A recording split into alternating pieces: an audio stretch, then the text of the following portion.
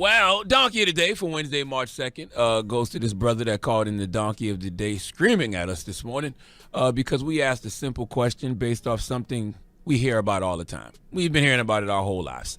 And Tupac summed it up in one bar. They got money for war but can't feed the poor. Let's listen to President Joe Biden last night from the State of the Union talk about the financial aid he wants to provide in Ukraine. We're providing support to the Ukrainians in their fight for freedom. Military assistance, economic assistance, humanitarian assistance. We're giving more than $1 billion of direct assistance to Ukraine, and will continue to aid the Ukrainian people as they defend their country and help ease their suffering. Now, I said this at the end of the show one day this week, and I'll say it again now. When you hear America, and the reason I say America is because it's not just the current president in the White House, President Biden. It's been every president since I've been alive. When you hear America say things like they want to send billions of dollars, okay, to Ukraine or any war, all right, yet people in America are starving. You cannot help but ask, how come they can't ever find money to give to people here in America that are in need? Nobody is saying don't help Ukraine, but if you are one of the 30-plus million people living below the poverty rate in America, you're going to ask, what about us? All right, if you're one of the 44.7 million people in student loan debt, wondering what happened to the $10,000 people in student loan debt was supposed to get, you have to ask, what about us? If you're one of the 107,000 plus veterans who are homeless on any given night in America, you have to ask, what about us? Now, in reference to that what about us sentiment, this brother called up here this morning and said this. Yo, it drives me crazy when people say nonsense like we got billions of dollars to give to Ukraine, but we don't have money to give people here. Imagine you live in the hood, right? And you're a multimillionaire. Then nobody else has power. It's freezing outside. You got a generator. You got a walk-in freezer with a whole bunch of food. What you think the goon's going to do? They coming to get your food, bro. They're small-minded thinking we help weaker countries so they don't come here to get what we got because we got extra. What you think the goon's going to do? They're going to come get you. And you just said they're going to come get you. But then you just said that's exactly what weaker countries would do to us, too, if we don't provide for them. So your logic makes no sense. That's exactly what I said. Dude said we have to help the people in Ukraine because if not, they will come over here and take what we got. But so will people over here in America who are financially challenged. So if that logic applies to Ukraine, why doesn't it apply to folks here in America who are in financial need? I promise you, and I can say this without any statistics to back it up, Americans that live here in America are more likely to be robbed by another American in need right here in America than they are by somebody coming from another country and taking what we got. All right? The 78-year-old woman who got robbed while praying in church in Tennessee didn't get robbed by folks from Ukraine, bro. Oh, you heard me right. 78-year-old woman was praying in church, and two women approached her asking for prayers as well.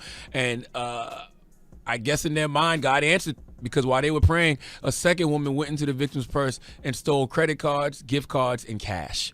Guess where the thieves tried to use the credit cards after they stole them? Sam's Club and Kroger's. Okay? That's how hungry people are right now. Inflation is the highest it's been in 40 years. All right? That man said we have to, give money to other countries in times of war because if not, those people will come over and rob us. Well, the Girl Scouts in Carlisle, Iowa, who were selling cookies in front of a supermarket didn't get robbed by some folks who came over here from Ukraine. Those Girl Scouts were doing what they do out there with their lemon ups and their Girl Scout s'mores. Okay, Thin Mints are my favorite. You know I'm gonna buy me 2 boxes of Thin Mints, hand them a 20 and tell them keep the change. But those young ladies were robbed of $200. Okay, a guy came up, acted like he was going to buy cookies, and then he snatched the donation box and ran. $200. You know why? Because people don't need you to be rich to rob you. They just need you to have more than they got.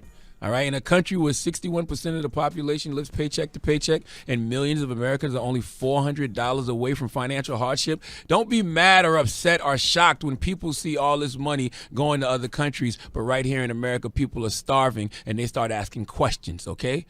In the words of the late, great Tupac Shakur, they got money for war but can't feed the poor. It's just strange to listen to them have to beg for things for American people who aren't financially healthy. We have watched the Build Back Better plan get blocked. President Biden wants to pass a $1.5 to $2 trillion spending package that would lower costs for most Americans.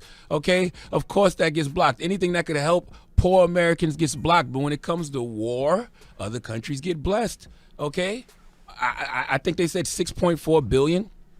They want to send to Ukraine. I know 6.4 billion isn't nowhere near a couple of trillion, but you understand the point. They find the money when they want to find the money. But the reality is America historically hasn't given a damn about poor people. And that's why poor people see this money going to other countries and ask, what about us? And to the caller who is receiving Donkey today, I wish he had left his name, but he just called screaming. I really need him to understand this message. I actually think that caller might have been a Russian bot, because there is no way you can understand why we have to give Ukraine money, but not understand why people who are in financial need in this country need bread too. And you can't be mad about them asking simply, what about us? You really wondering why people are asking why we got money for war but can't feed the poor? You know, let's go back to the book of Two Prophets Shakur. Okay, he explained what will happen if you keep neglecting your own. That caller said the same thing basically, but I like the way Pac said it too. It's much better. Listen. If I know that in this hotel room they have food every day, and I'm knocking on the door every day to eat, and they open the door, let me see the party, let me see like them throwing salami all over just like throwing food around. But they're telling me there's no food in here. You know what I'm saying? Every day, I'm standing outside trying to sing my way in. You know what I'm saying? We are hungry, please let us in. We are hungry, please let us in. After about a week, that song is going to change to, we hungry, we need some food. After 2-3 weeks, it's like, give me all the food, breaking out the door. And after a year, and you just like, you know what I'm saying? I'm picking the lock, coming through the door, blasting, you know what I'm saying? It's like you hungry, you reached your level, you don't want any more. We asked 10 years ago. We was asking with the Panthers. We was asking with them, with civil rights movement. We was asking, now those people that were asking, they're all dead and in jail. So now what do you think we're going to do? Please give anyone who doesn't understand why a person in financial need in America would ask or question why they got so much money for war but can't feed the poor the biggest hee-haw. Matter of fact, let Remy Ma give him the biggest hee-haw. Hee-haw, hee-haw, you stupid motherfucker, are you dumb? Like how aggressive she said it.